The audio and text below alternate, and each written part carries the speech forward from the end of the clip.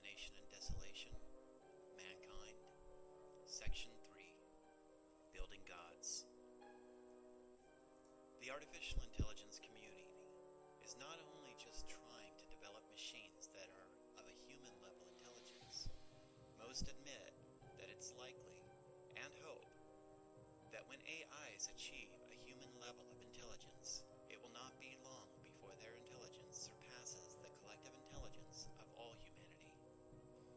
Some have even said that machines with this kind of intelligence would see humans in the same way that humans see ants.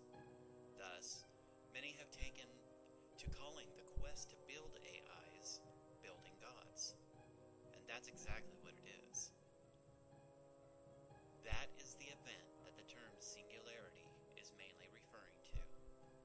The point AIs become super beings, and technology has reached such an exponential speed, aided by these AIs, that everything is completely changed.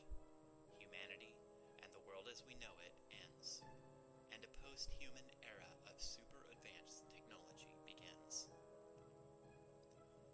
Modern technology is increasing exponentially, assisted by ever-powerful computers. Advancements that once took 20 years to develop before take only 5 years or less now.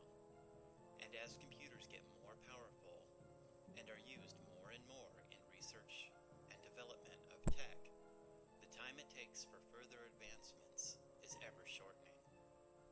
Now, when it gets to the point that the same level of advancement that once took 20 years is done in weeks, days, or even hours, or when intelligent machines are creating even more advanced machines without the intervention of humans, then technology will skyrocket, and things will change so fast that it will be the stuff of science fiction stories.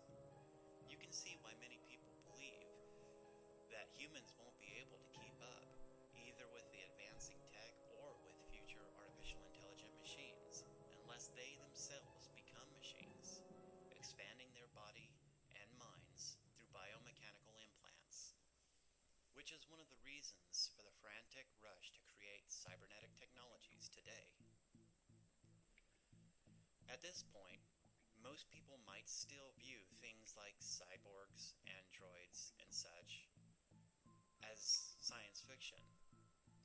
But one only needs to do a little research on the subject to see how wrong they would be. Today, thousands of labs and researchers around the world are developing tech so disturbing that even science fiction movies could not have predicted it. Right now, human DNA is being spliced with a range of animals. Government militaries are working on super soldier programs which could incorporate any or all of the current genetic and cybernetic manipulation and modification of humans, working to create the perfect transhuman weapon. Scientists are removing human brains and attempting to keep them alive indefinitely with computer tech. Vast amounts of resources are being directed to fund scientists, neurologists, and computer techs who are working to decode the language of the human brain so a person can be downloaded into a computer, or even have their consciousness permanently loaded into a virtual reality. Living brains are being grown on computer chips, and brain dishes, as they're called, are being taught to fly airplanes. Others are installed in cameras, some of which are even being used on street corners in the United States right now. Cameras that can hear in the same way a human can. Various labs are perfecting myriads of new hyper-advanced hardware and software prototypes, many of which I believe will ultimately come together to create the first artificial life forms. Some are working on making robot bodies walk like humans. Others are giving robots faces that look and move like humans. Labs around the country are working on developing artificial brains and neural networks for AIs. Others are creating software to make computers think, see, hear, and speak like humans. There are even lawmakers in the process of writing laws to protect the rights of artificial life forms, so they cannot be discriminated against.